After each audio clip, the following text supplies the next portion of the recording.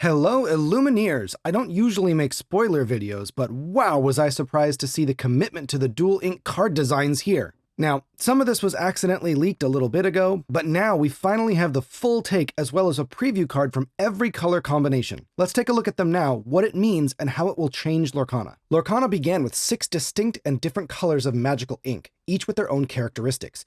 In their words, a distinctive personality from both a gameplay and story perspective. And without a separate resource system like the lands in Magic, there was a rule created to limit deck building so that you can only use 2 colors at any one time. Some combinations ended up being stronger than others, but it was a great way to inspire creativity by looking for abilities and effects in the colors you wanted to play, or looking for connections and synergies between specific colors. Now, Disney Lorcana is branching into dual-colored cards, and the simplest way to describe them is that they can only be played in a deck that contains both of those colors. For my fellow Magic and Commander players, it's like being tied to the Commander color identity. An Amethyst Steel card can only be played in a deck with both Amethyst and Steel cards, because the color identity of these dual ink cards is both of those colors. If you tried to put that Amethyst Steel card into a Ruby Amethyst deck, you'd be representing 3 ink colors and breaking the 2 ink deck building rule. Story and lore-wise, the introduction of dual ink ties directly to our new set's setting and theme. Having successfully navigated the Azurite Sea, our heroes discover the enigmatic Archazia island, filled with traps and challenges, dominated by a mysterious owl-shaped castle in its center. After overcoming the island's many barriers, they meet the titular Archazia, one of the original Illumineers and owner of the mysterious ink caster. As a reward for making it through her challenges, she teaches them dual ink casting, a long-forgotten method for summoning magical glimmers.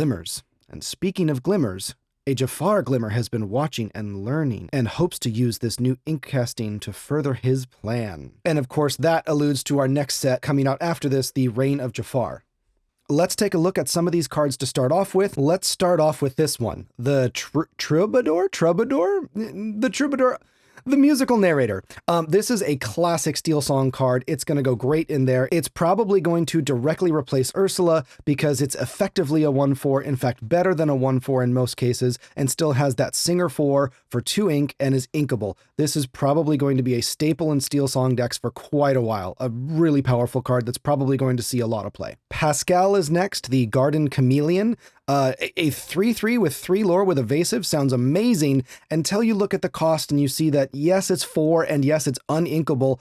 It's going to be a hard sell. It's probably going to see play and I'm going to probably try and jam it, but a 4 ink uninkable is a difficult thing to slot in, especially in a deck that's trying to also play probably some amounts of genies or rabbits.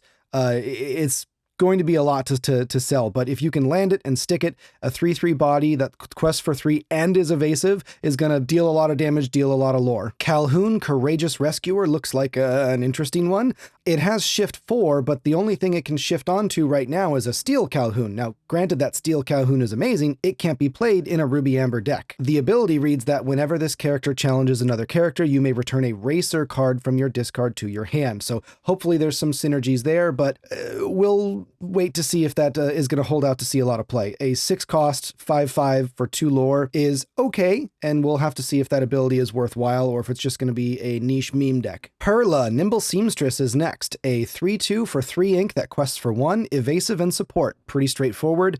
I'm not sure if this deck is going to want this in these colors, depending on what they're trying to do, but it's something that fills the 3-drop slot, and being evasive and support could be useful if you can see synergies with the rest of the deck. Right now, these colors really want to play either aggro or discard. I'm not sure where that's going to slot in, but hey, I don't play these colors. Maybe people better than I can figure it out. Our Amber Sapphire card is a 1 ink action to remove up to 3 damage from a chosen character and draw a card. A little underwhelming. I mean, these colors need a lot of help in the first place, and I think the only being able to draw a single card as opposed to the Rapunzel effect is not great. It only costing 1 ink is awesome, but not being a song is kind of a setback. I don't think this is going to suddenly bring these colors back to the forefront, but it is going to be a neat card if it can find some synergies along with the other remove damage to draw cards, but these colors are going to need a lot more to be competitive. Hades, Fast Talker, is a 6 ink 4/6 for questing for 2, and when you play this character, you may deal 2 damage to another chosen character of yours to banish chosen character with cost 3 or less. Now, being a 6 cost uninkable, you really got to do a lot of stuff. You're fighting with slots with Tremaine or Medusa. you really got to put in your work. And the limitation of being able to only banish 3 or less is pretty rough. I think if this ability was just to banish any character, it'd be an auto include and would be amazing, but only being able to do 3 or less is a tough sell in a world where Medusa and Tremaine take up that slot most of the time. Next up is Sven, our Keen-Eyed Reindeer, a 5-ink 2/6 that quests for 1 with the ability of Rush, and when you play this character, chosen character gets -3 strength until the end of turn. Now, if you're playing Blurple and you're wanting to attack in, that's kind of your main game anyway. This looks great, where your main way of interacting with the opponent is through challenging and through combat. And so being able to reduce their strength is going to help save your stuff, as well as being able to rush in. It does only challenge for 2, but that's not terrible if you're able to take out things or just beef up and put some damage on it that you can then use a bell to move later on. I think this is a great card for Blurple. I don't know if it's going to bring it into the forefront, but a cool card to add to a cool color combination. Cusco, Panicked Llama is next, a 4-cost uninkable 2/2 that quests for 2. It is evasive, and at the start of your turn, you can choose one. Each player draws a card, or each player chooses and discards a card. An interesting symmetrical effect that you can choose which one benefits you or harms the opponent most. Again, being an uninkable 4-cost is pretty rough because most Amethyst decks are going to be really crowded at that spot, but I think this is a neat card. I don't know how much play it will see, but I do like that this effect happens every single turn, not necessarily on entry, but it does get to happen multiple times without needing to interact with other cards. Now, my favorite color combination is Amethyst Steel. We have a 7-ink Mufasa Among the Stars. He is a 5/7 that quests for 2 with shift 5, so you can shift onto another Mufasa. He is evasive and has resist 1. Now, those are a lot of words, but I'm not sure exactly how good this might be. It's a big body and it definitely quests for a lot. The ability to shift is nice, but how many shift targets are there going to be in these colors for a Mufasa? That's hopefully going to show itself more when we see more from the set. But just being a 5/7 evasive with resist and questing for 2 can definitely be a big body against decks that aren't Ruby and are going to have a real hard time removing this through challenging or damage-based spells. I think how good this card is going to be will depend entirely on how well little Mufasas are that you can shift onto. Next, we have Mad Hatter Unruly Eccentric, a 6-ink 3/5 that quests for 2 with the ability whenever a damaged character challenges another character, you can draw a card. These colors can be very combat focused, especially I've been trying to make something work with Shere Khan. I haven't really made it work yet, and hopefully a card like this and some other support might be able to make that work. These colors are pretty tough for me, but hopefully we'll see a lot more cool things in these colors with effects like this that help make it viable. Next up is Yokai, the Intellectual Schemer, a 2-ink 1/2 that quests for 1 with the ability to pay 1 less to play characters using their shift ability. So I could see something with Clarabelle's or all sorts of things shifting in these colors. Now, I've personally never played these colors, but I know a bunch of people that do, and this is something that probably could be useful, but a cool card. Next up is Mr. Smee, Efficient Captain, and it's really hard to beat the best Smee we already have. This one is a 3-cost 3/3 that only quests for 1, but it says whenever you play an action that isn't a song, you may ready chosen pirate character. Now, I just think that unless there is a ton of pirate support with a bunch of action support that specifically aren't songs, maybe this could see play.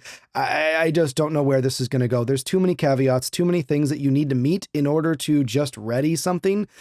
I can't see it. I can't see it. I'm not a big fan. I'd rather just play the other Smee and not have to play these 2 colors for this mediocre effect on an uninkable character. Next, we have Denahi, Impatient Hunter. He's a 3-ink inkable character, 3/2 stat line, but doesn't quest because it's got Reckless and Resist 2. This will be a great body that's going to challenge in if you're playing these colors. Again, a strange color combination that hasn't seen a lot of support, but this is effectively like a 3/4 that's going to challenge into things, complementing your Mauis and other attackers. It all depends on if they can find a shell that will support something like this in these colors. It's really hard to justify playing a deck that doesn't have Amethyst or Sapphire in it. Then we have Beast, the Frustrated Designer. He's a 6-cost uninkable 5/5 quest for 2 with the ability to exert, pay 2 ink, and then banish 2 of your items to deal 5 damage to a chosen character.